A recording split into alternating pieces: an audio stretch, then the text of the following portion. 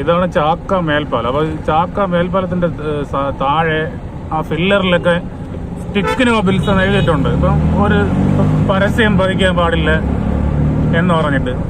പക്ഷെ ഞാനൊരു ഇൻട്രസ്റ്റിംഗ് ആയിട്ടുള്ള സാധനം കാണിച്ചത്, ഈ നിരത്തി വെച്ചിങ്ങനെ കട്ടയ്ക്കും ഒരു വിശ്വാസമായിട്ട് ബന്ധമുണ്ട് കേട്ടോ, ഒരു പൊങ്കാലയ്ക്ക് വേണ്ടിയിട്ടുള്ള സംഭവം.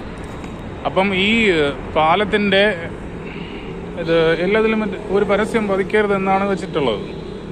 ഇതൊരു പബ്ലിക് ആയിട്ടുള്ള പ്ലേസ് ആണ്. അപ്പം അവിടെ വച്ചിങ്ങനെ സംഭവം മനസ്സിലായത്, അതായത് ഈ അതിൽ തട്ടാതെ കവർ ചെയ്തിട്ടാണ് വെച്ചിരുന്നത് 4 സൈഡും ബോക്സ് പോലെ ഉണ്ടാക്കിയിട്ട്.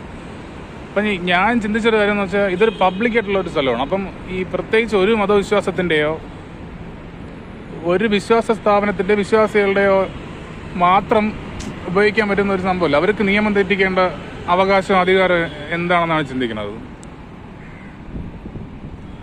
അവരുടെ മാത്രം ഇതല്ലേ. അപ്പം ബാക്കി ഉള്ള വിശ്വാസികളും ബാക്കിയെല്ലാം മണ്ടന്മാരാണോ? പ്രത്യേകിച്ച് ഒരു വിശ്വാസ സ്ഥാപനത്തിൻ്റെ മാത്രം പരസ്യം ഇങ്ങനത്തെ ഒരു പബ്ലിക് പ്ലേസിൽ, അതും പരസ്യം പതിക്കാൻ പാടില്ലാത്തൊരു സ്ഥലത്തിൽ ചെയ്യുമ്പോഴത്തേക്കും ഇത് ഏത് റൈറ്റ്സിലാണ് വരുന്നത്? ഇതിന് ഏത് രീതിയിൽ ഫൈൻ എടുക്കും?